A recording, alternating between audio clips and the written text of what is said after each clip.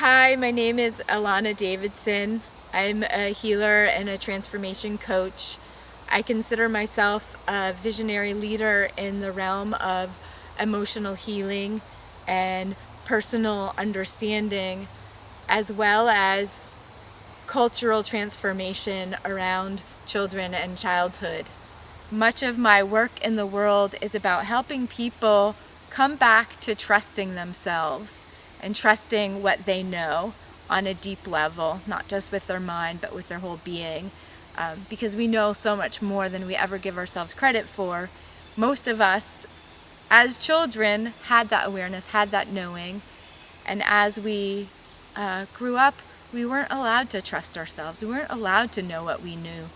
And so we learned how to not trust ourselves anymore. But I think part of what I'm here to bring and my unique contribution is to help us get back to knowing. If you look at a 5-year-old, they know what they want. They know what they care about.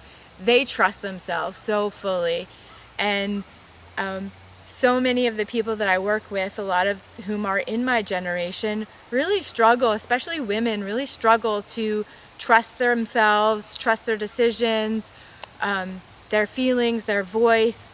And so much of what I do with people is help them get back to trusting their knowing, really, because we do know, and we know so much more than we give ourselves credit for. And when you can start to really trust your knowing, it can help guide you. It can give you so much more information than you can just access with your rational brain. And your rational brain really can't figure out anything anyway. You can go back and forth between different options all you want and weigh the pros and cons, but unless there's something inside of you, they've actually done studies that say, like, if you don't have this emotional aspect of yourself, you can't actually make a choice. That choice and decision happens on that gut intuitive level. So much of my work is about helping people get back to knowing what they know, getting out of the argument and the back and forth with themselves, to really just know that they know that they're a leader in their own lives, know that they that there's something inside of themselves that is true and trustworthy and right about them. I say to my clients, I say to my friends, the more you trust you, the more you can trust you. And it just builds. It's like a muscle. Trust in yourself is like a muscle. The more you trust you, the more you trust you, the more information you get, the more you can be aware of more and more subtle information that's coming to you. And as you act upon it, you get more information, and then you can continue to trust you. So why does it actually matter if we trust ourselves or not? In my work as a coach and as a healer, and in observation of human beings, most of the people that I meet are at some level, in some way, at war with themselves, in conflict with themselves. When you don't trust you, then you're in a constant and perpetual fight with yourself. And when you're in that fight with yourself, it also comes out into the world, and you're in a fight in some way with the world. People who trust themselves and have that sense of peace within themselves are going to show up very differently in life and with other people than people who don't.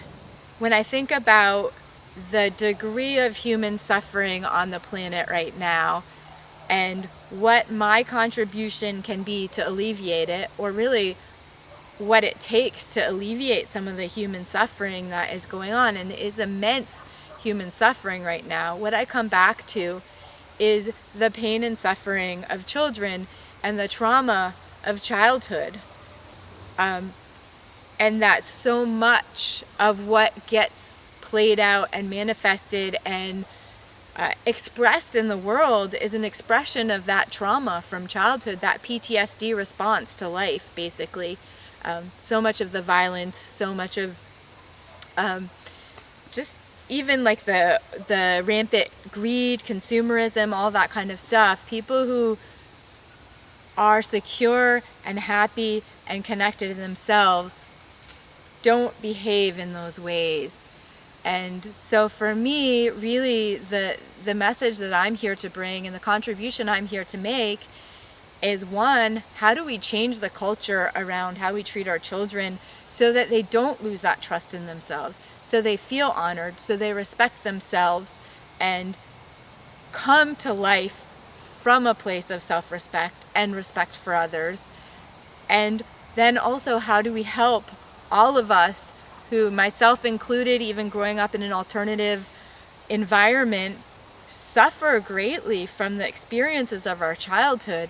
How do we help look at that, resolve that, and heal that, so we come back to a place of trusting ourselves and come back to a place of a greater sense of wholeness, so that we can begin to imagine and create a different kind of world. When I was in college, I was writing a paper on creating a new paradigm for childhood. And one of the authors that I was reading, he was talking about oppression, and that the original form of oppression is childhood oppression, when we are actually physically helpless. And that it creates a psychic imprint in our beings that if we didn't have that, if we hadn't been oppressed in that way, we would be incapable in adulthood of tolerating oppression, either for ourselves or other human beings. And I really see that, and I really believe that our eyes would be open in such a different way if we hadn't been through that oppressive and traumatic experience in our childhood. So really, that's how I'm here to be a visionary leader and to change the world, is to really question and look at, how do we treat our children, what's the culture that surrounds them, and that if you want to change the world, you have to change the way that you be with children. And in order to change the way you be with children, you also have to work on and change your own internalized oppression and your own internalized experience of being an oppressed young person, and start to heal some of those places that were instituted, sometimes even, in the womb.